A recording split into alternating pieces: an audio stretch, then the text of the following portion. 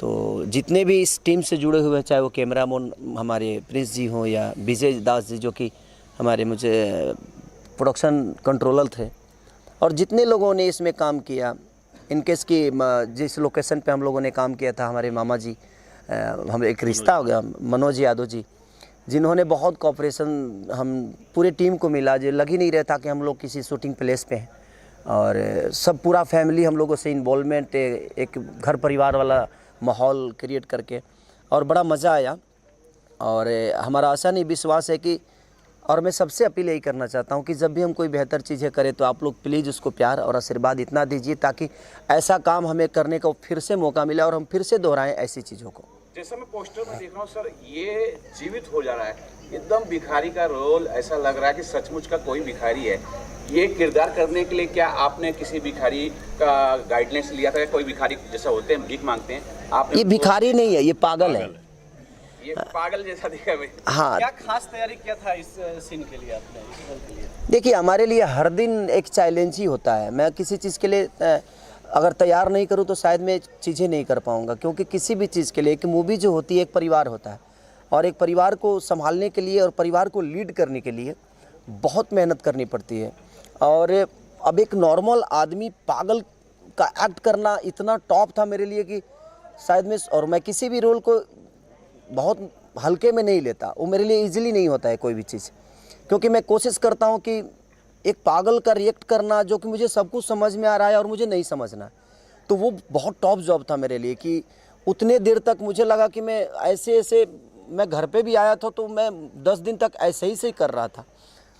इतना उसमें घुसना पड़ा मुझे कि मुझे लगता है कि मैंने 22 दिन नहाया ही नहीं था। मैंने 22 दिन स्नान ही नहीं किया। मैं बोला कि नहीं, मेरे बॉडी में रहने दो सब कुछ। और मैं इसी में सो जाता था, इसी ड्रेस में भी सो जाता था। कभी कभी ऐसा लगता था, तो अब बिस्तर भी गंदे हो जाते थे, उसके बावजूद भी मुझे लगता कि नहीं, मैं अगर रहूँगा तो इसी में रहूँगा। और वो 12 से 13 दिन का 12 से 13 दिन ये मेरा कैरेक्टर था। और उसमें मैं इतना किसी से भी बात करता था तो यही मेरी हाथ पूरा मैल हाथ में भी, मैंने हाथ समझिए कि खाना भी खाता था तो चम्मच से खाता था कि नहीं, हाथ भी नहीं धोना है मुझे, हर चीज़ मुझे रियली करना है। तो टॉप तो होता है, ऐसा नहीं कि कुछ भी इजीली होता है। और आपको सब कुछ समझ में आ रहा है, आप सुन रहे हो और नहीं सुनना है आपको, तो वो कितना टॉप होता है। आपको डांस आता है और आपको विदाउट मैंने ऑफ बीट नाचना है, तो वो कितना टॉप होता है। तो कोई भी चीज़ आपको आता है और आपको गलती करना है, तो कभी कभी गलतियां भी इंसान को बहुत बड़ा एक्टर बना देती है। और इसमें हमको गलतियां ही करना था और हमने की है। अब पब्लिक को कितना पसंद आएगा, एक बार जब आप जाएंगे तो ज़रूर। अब ये लोग एडिटिंग पे बैठे, मैं जब डबिंग में गया तो मैं ही खुद कम से कम 20 से 25 जगह ऐसे थे जहाँ पे मेरी आंखें भर गई और मैं डिस्टर्ब हो गया थोड़ा सा। तो बनी है ये सिनेमा, और मैं चाहता हूँ कि आप सब ऐसे सिनेमाओं को प्यार और स्नेह दें। सर, ये बात बहुत बड़ी बात है कि आप 10-10 दिन नहीं नहाए हैं एक किरदार को जीवित करने के लिए। शायद यही एक कारण है कि आपको जनता बहुत प्यार करती है, बहुत ज़्यादा प्यार करती है। सर, ये भी जानना चाहेंगे कि आप इसमें जैसे बता रहे हैं कि मेगा श्री भी हैं, मेगा श्री के साथ आपकी एक फिल्म भी आई जो कि सुपरहिट हुई है, तो किस प्रकार का बॉन्डिंग शेयर करते हैं सर? देखिए, मेघा एक बहुत सुलझी हुई आर्टिस्ट है और वो अपने काम को लेके बहुत सीरियस रहती हैं। जब भी वो सेट पे, उनको अगर 7 बजे, वो खेसारी 2 है, कि अगर उसको 7 बजे आना है तो उस लड़की को आपको बोलना नहीं है, वो 7 बजे विथ मेकअप रेडी होके और अपने, क्योंकि हमारे भाषा से नहीं है तो थोड़ा लैंग्वेज उनको प्रॉब्लम होता है, तो वो सीन मांग लेती हैं और वो कब याद कर लेती है पता ही नहीं। हाँ, फिर अगर सीन से हट के कुछ डायलेक्ट चेंज करेंगे तो उसको प्रॉब्लम होता है। और हम लोग को काफ़ी चीज़ें ऐसी होती है कि सीन से हट के और अचानक से कुछ डायलेक्ट दिमाग में आता है तो उनको फिर आदमी प्राउंटिंग देता है कि नहीं, आप ऐसे इसको थोड़ा सा चेंज है, तो थोड़ा सा उनको प्रॉब्लम होता है। लेकिन बहुत सिंसियर एक्टर है वो, और वो बड़ी मेहनती हैं और गुड नेचर। उनकी मम्मी हमेशा शूट पे रहती हैं और दोनों माँ बेटी जब शूटिंग पे जाती हैं तभी नज़र आती हैं, उसके बाद वो दोनों नज़र नहीं आती किसी को। और अपने काम के अलावा उस लड़की को किसी चीज़ से मतलब नहीं है। तो ये बहुत अच्छा है कि अलग अदर लैंग्वेज से होकर और हमारे भोजपुरी को इतना बेहतर समझती हैं और बेहतर काम करती हैं। सर मैं अगर पोस्टर देखता हूँ तो जैसे कि आपने कहा ये जो है पागलपन का रोल है, मुझे ऐसा लग रहा है कि इसमें और भी शेड होंगे आपके, सिर्फ एक शेड नहीं होगा। क्या आप बता सकते हैं कि और भी शेड होंगे? इसमें 3 शेड है मेरे।